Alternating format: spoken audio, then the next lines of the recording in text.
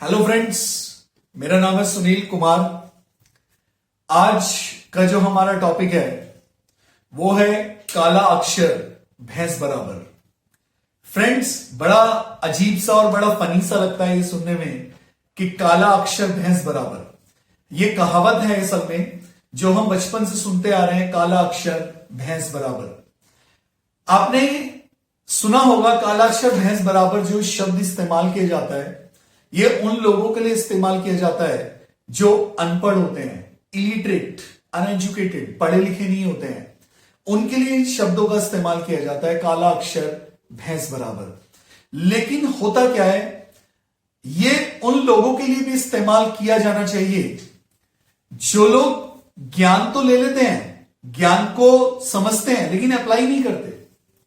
ज्यादातर लोग इस दुनिया में ऐसे हैं जिन लोगों से मैं बहुतों से मिला हूं, आप लोग भी बहुतों से मिले होंगे और शायद हम उनमें से एक हों, जो नॉलेज तो बहुत लेते हैं, बहुत शास्त्रों को पढ़ते हैं, भगवत गीता पढ़ते हैं, कुरान पढ़ते हैं, बाइबल पढ़ते हैं और पता नहीं कितनी सारी चीजों को पढ़ते हैं। और उसके बाद वो ये कंप्लेंट्स करते हैं कि मुझे शांति नहीं मिलती। वो ये कंप्लेंट्स करते हैं कि उसके बाद भी इस ज्ञान से मुझे कोई फायदा नहीं हुआ। क्यों? क्योंकि वो इसे जीवन में अप्लाई नहीं करते, उस पर चलते ही नहीं है। फ्रेंड्स, जो भी व्यक्ति अपने जीवन में ज्ञान को लेता है लेकिन उस ज्ञान का इस्तेमाल वो अपने जीवन में नहीं करता, और अगर करता है तो उसे अपने कर्मों में अप्लाई नहीं करता, वो सिर्फ इसका इस्तेमाल करता है उल्टी करने में।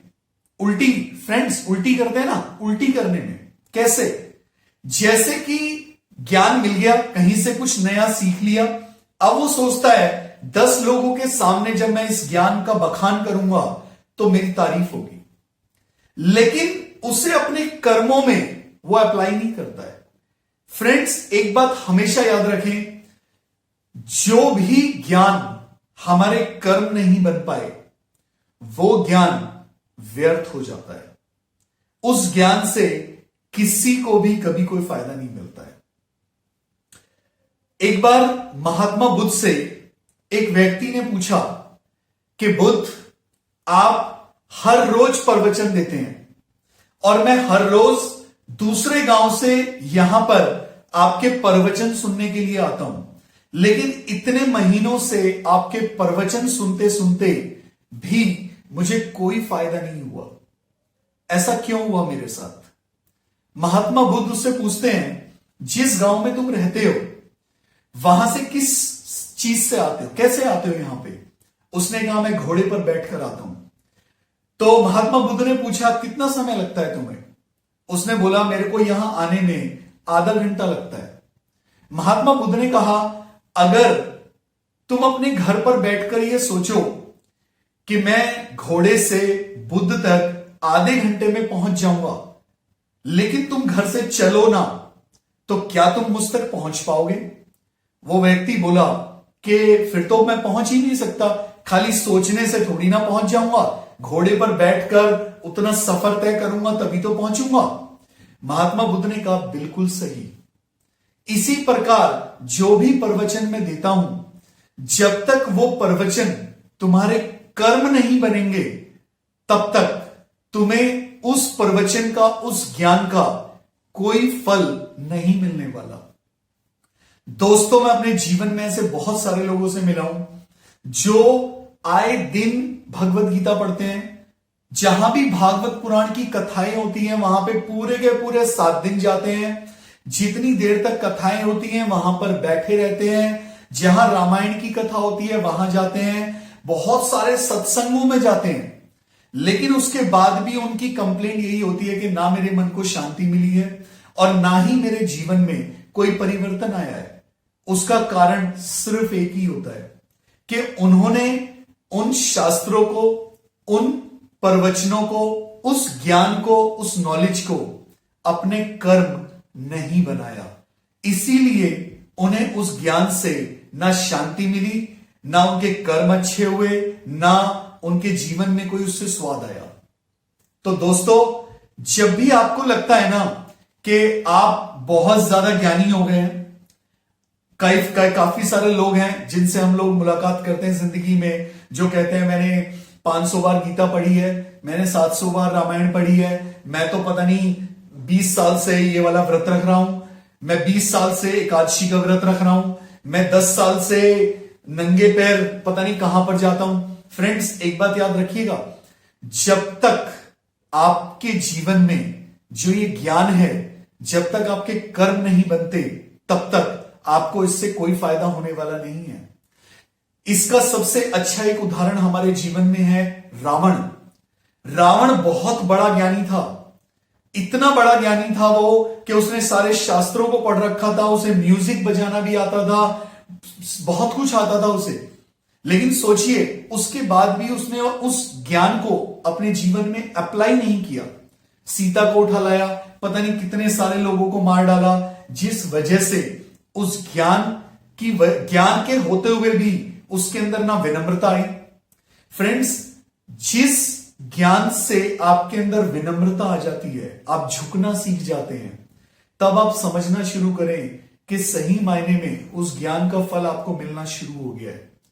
लेकिन किसी भी ज्ञान से, किसी भी शास्त्रों को पढ़ने से, कोई भी व्रत आदि से, किसी भी चीज से अगर आपके अंदर और अहंकार पैदा होता है, आपको लगता है कि हम तो 5 साल से ऐसा कर रहे हैं, हम तो 10 साल से ऐसा कर रहे हैं, तो आप ये समझ लेना कि वो ज्ञान व्यर्थ हो गया। क्योंकि जिस ज्ञान से विनम्रता पैदा होती है, वो ज्ञान इंसान अपने जीवन में अप्लाई करता है, अपने कर्मों को सुधारता है उस चीज से। और जिसके अंदर अहंकार आ जाता है, वो सिर्फ थोथा चना बाजे घना, बोलता ज्यादा है, सबको बखान ज्यादा करता है, लेकिन अपने जीवन में अप्लाई नहीं करता। और इसी वजह से उस ज्ञान का उसे कोई फायदा, कुछ भी बेनिफिट नहीं मिलता। एक मैं आपको बात और बताता हूं इसी के साथ, थोड़ा सा इसी में ऐड करके। फ्रेंड्स, जीवन में 2 चीजें होती हैं। एक होती है विधियां। विधि क्या होती है? विधि होती है पूजा अर्चना, जितनी ये सब चीजें होती हैं, ये सब विधियां होती हैं। कि जैसे हम पूजा करते हैं, पहले चावल चढ़ाओ, फिर दूध चढ़ाओ, फिर ऐसा करो, विधियां होती हैं। ये वाले कपड़े पहनो, सर पे ये रुमाल रखो, टीका लगाओ, ये विधियां हैं सारी की सारी। एक होती है विधि और एक होता है ज्ञान। फ्रेंड्स, विधियां उस व्यक्ति को बताई जाती हैं जो ज्ञान नहीं समझ सकता, और ज्ञान उस व्यक्ति को दिया जाता है जो व्यक्ति उसे समझ सकता है और उसे अप्लाई कर सकता है।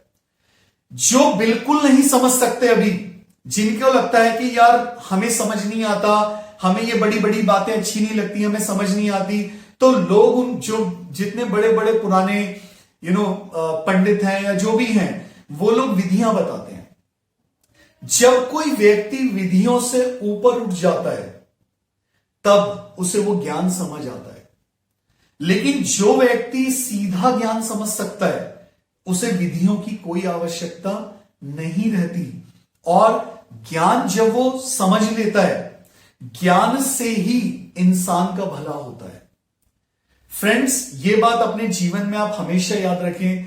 जो व्यक्ति ज्ञान अर्जित करता है और उस ज्ञान पर फिर चलता है, उसके जीवन में वो ज्ञान अपना प्रभाव छोड़ता है और उस व्यक्ति का भला करता है। लेकिन दुनिया में अब आप देखिए, आज हम सभी लोग मोबाइल इस्तेमाल करते हैं। मोबाइल पर फेसबुक, व्हाट्सएप, इंस्टाग्राम, कितनी सारी चीजों को हम देखते हैं, चलाते हैं। इनमें कितनी सारी पोस्ट हम खुद डालते हैं, कितनी सारी पोस्ट दूसरे डालते हैं और हम उसे पढ़ते हैं। सोचिए, रोज पता नहीं कितना सारा ज्ञान लिया और दिया जाता है, कितना सारा ज्ञान। लेकिन उसके बाद भी हमारे जीवन में शांति नहीं है, उसके बाद भी हमारे जीवन में हमें गुस्सा आता है, हम इतने सारे गलत काम करते हैं, इतने सारे लोगों का दिल दुखाते हैं। क्यों? अरे इतना सारा ज्ञान हमें रोज मिल रहा है, उसके बाद भी ऐसा क्यों हो रहा है हमारे साथ? फ्रेंड्स, इसका एक ही सबसे बड़ा कारण है, वो ये है, हम 100 ऐसे मैसेज देते भी हैं और लेते भी हैं जिसमें ज्ञान भरा हुआ है, पर हम एक भी ऐसा मैसेज अपने जीवन में अप्लाई नहीं करते जिस ज्ञान के ऊपर हम चल सकें। मैंने कितने सारे लोगों का मैसेज देखा है जिन्होंने मुझे कृष्ण भगवान का ये मैसेज भेजा है, कर्मण्यवादी का रस्ते मां फलेसु कदाचन, कर्म किए जा फल की चिंता मत कर। और मुझे एक व्यक्ति अब तक ऐसा नहीं मिला जो वाकई में कर्म करता है और फल की चिंता नहीं करता है। और मजे की बात तो दोस्तों तब होती है जब ये सारे लोगों से मैं मिलता हूं जिन्होंने खुद उस मैसेज को मुझे भेजा होता है, और उसके बाद जब मैं उन लोगों से सुनता हूं मेरे जीवन में बहुत टेंशन है। क्यों है? अरे यार मेरे को ये फल नहीं मिल रहा, मेरा ये काम नहीं हो रहा, मुझे ऐसा नहीं हो रहा। क्यों टेंशन हो रही है यार इतनी? क्योंकि आपने उस ज्ञान को अपने जीवन में कर्मों में अप्लाई ही नहीं किया, उसको ज्ञान को अपना कर्म ही नहीं बनाया, और इसी वजह से वो ज्ञान आपके लिए व्यर्थ हो गया। फ्रेंड्स, मैं आपको क्लियर कट बता रहा हूं, बहुत सच बता रहा हूं, आप में से जितने भी लोग ज्ञान तो अर्जित कर रहे हैं पर आप उस ज्ञान पे चलना नहीं चाहते किसी भी वजह से, आपको लगता है वो मेरे लिए नहीं है, ये तो पुराने जमाने में हुआ करता था, आजकल थोड़ी ना होता है ऐसा। अरे यार मेरा प्रोफेशन ऐसा है, मेरा काम ही ऐसा है, मुझे सारे लोग ही ऐसे मिलते हैं कि मैं इस ज्ञान को अपने जीवन में अप्लाई नहीं कर सकता। अरे यार मेरे तो घर का माहौल ही ऐसा है कि मैं इस ज्ञान को अपने जीवन में अप्लाई नहीं कर सकता। तुम मेरी जगह होते ना मेरे घर में या मेरे प्रोफेशन में, तो तुम्हें पता चलता कि ये ज्ञान व्यर्थ है, किसी काम का नहीं है। अरे जब तुम्हारे कोई ज्ञान तुम्हारे काम का ही नहीं है तो उसको फिर लेने का फायदा क्या है? फ्रेंड्स, ज्ञान अप्लाई करोगे तभी तो उसका फायदा होगा, और आप अगर इतने बुरे हालातों में हैं तभी तो उस ज्ञान की जरूरत है। अगर आप अच्छे हालातों में होते तो शायद उस ज्ञान की आवश्यकता ही नहीं पड़ती। आप सोच के देखिए, नाव की जरूरत किसे है? अरे जो नाव की जरूरत उसी को है जो पानी नदी पार, जिसको नदी पार करनी है, जो नदी के किनारे पर खड़ा है। जिस व्यक्ति को नदी पार ही नहीं करनी उसको नाव की जरूरत कहां है? ज्ञान की जरूरत ही उसे है जहां पे इतने सारी प्रॉब्लम्स हैं। अगर इतनी सारी प्रॉब्लम नहीं होती तो ज्ञान की आवश्यकता ही नहीं होती। अगर हमारे मन में इतनी शांति होती, हमारे जीवन में इतनी शांति होती, तो उसके बाद ज्ञान की आवश्यकता ही कहां है? फिर तो हम शांति से जीवन जी रहे हैं, पर हमारे जीवन में इतना दुख और इतनी अशांति है, तभी तो उस ज्ञान की आवश्यकता है। और वो ज्ञान हम इसीलिए दे भी रहे हैं और ले भी रहे हैं क्योंकि उसकी आवश्यकता है, लेकिन उसके बाद भी वो अधूरा काम कर रहा है। ज्ञान जो है क्यों अधूरा काम कर रहा है? क्योंकि हमने लिया तो बड़ा मजा आया, दिया तो बड़ा मजा आया, लेकिन जीवन में अप्लाई नहीं किया, तो हमें ऐसा लगने लगता है कि ये ज्ञान हमारे लिए व्यर्थ है, या ये ज्ञान खाली किताबों में लिखा होता है या साधु सन्यासी दे देते हैं, लेकिन हमारे किसी काम का नहीं है, क्योंकि हमने उसे अपने कर्म को बनाया ही नहीं। अगर हमने उन ज्ञान को अपना कर्म बनाया होता तो वो हमारे जीवन में निश्चित रूप से फलदायी होते और उनका फायदा और उनसे सुख और शांति निश्चित रूप से हमें प्राप्त होते हैं। तो फ्रेंड्स, सबसे पहली चीज ज्ञान अर्जित करो, और दूसरा उस ज्ञान पर चलो, वरना उसका कोई फायदा हमें नहीं मिल सकता, और हमारे लिए उस ज्ञान को लेना या ना लेना एक ही बराबर हो जाता है, काला अक्षर भैंस बराबर। Thank you very much.